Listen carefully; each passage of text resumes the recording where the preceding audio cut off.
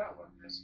So you lock it like this, that way it goes opposite to your body.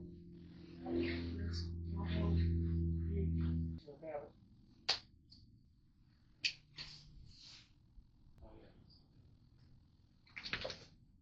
Welcome to level 1 of the self-defense system.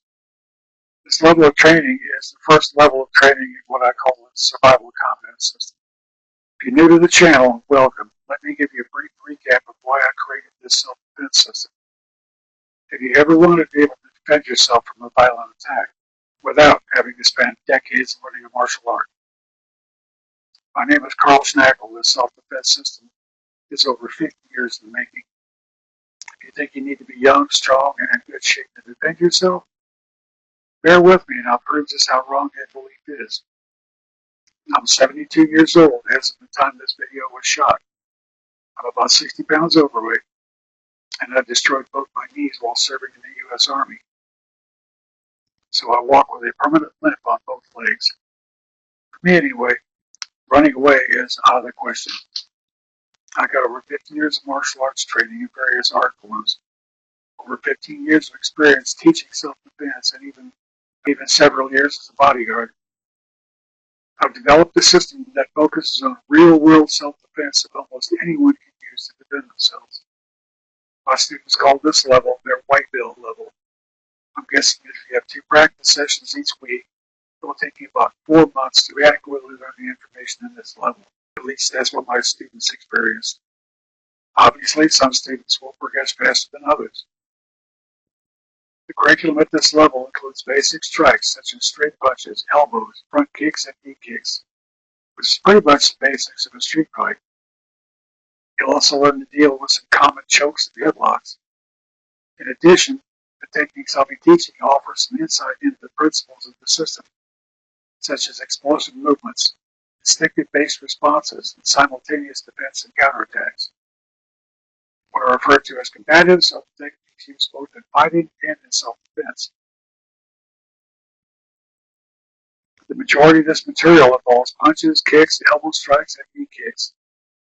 But this system never excludes any other combative action, such as biting or scratching. Think of it as tools for survival. They're an important part of self-defense.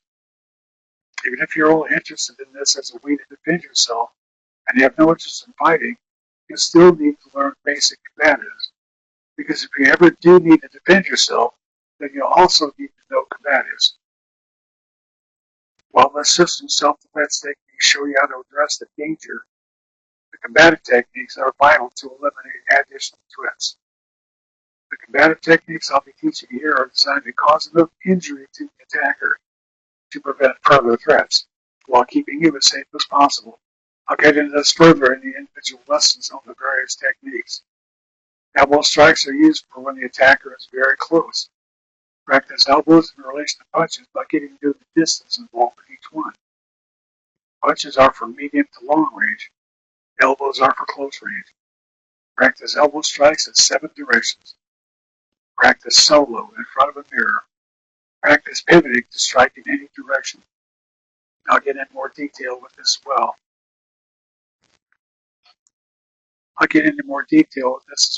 In the lessons.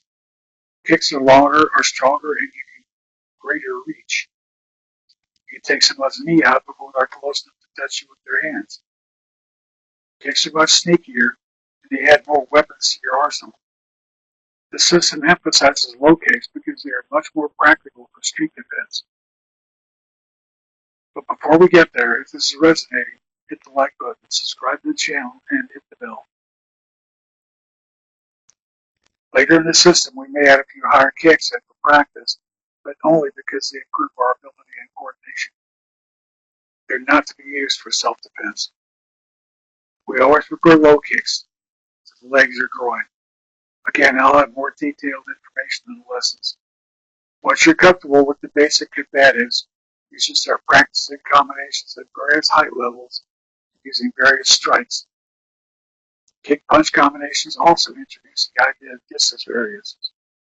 You need to develop a sense of the most appropriate attack for any given range, because that distance is subject to change as you move around. I'll even introduce a concept that I call zombie drills, where you learn to keep moving and avoiding attackers. In my own humble opinion, self-defense is an attacker committing to an attack while you're not prepared, which forces you to respond from a position of disadvantage. So you need to learn how to respond as if you're not expecting the attack, instead of from a prepared stance. You'll also learn defenses against chokes, bear hooks, headlocks, and other holds. In our more advanced phases of training, you'll learn responses to knife attacks and stick attacks, as well as threats with guns. To understand any defense technique in this system, several criteria were used. The technique needed to be based on natural and instinctive reactions. It needed to be simple and usable by people with widely differing abilities. It needed to be able to work from a position of disadvantage or a poor state of readiness. It needed to address immediate danger. It needed to include a simultaneous counterattack that would neutralize further attacks. It needed to be thorough enough to cover a wide variety of dangerous scenarios. Now, I also understand that at times the response is needed that doesn't involve beating your opponent senseless. Some examples might include a drunk but otherwise harmless person at a party, or someone simply trying to delay you, someone holding your wrist and not aware of your need or desire to move away. In these two types of scenarios, soft techniques are included to remove you from the potential threat without harming them. Understand that these techniques are only to be used if you feel there is no real threat. However, if you feel that you are in danger, you'll need to use a technique that will make more of a lasting impression on the attacker.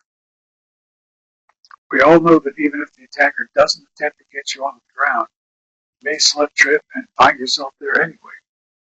At this level, I'll also introduce you to basic ground fighting, positioning, and movement. Among the techniques are three basic kicks from the ground: front kick, round kick, and side kick. With the introduction to level 1 out of the way, let's get started. I hope I've earned a like and subscribe from you.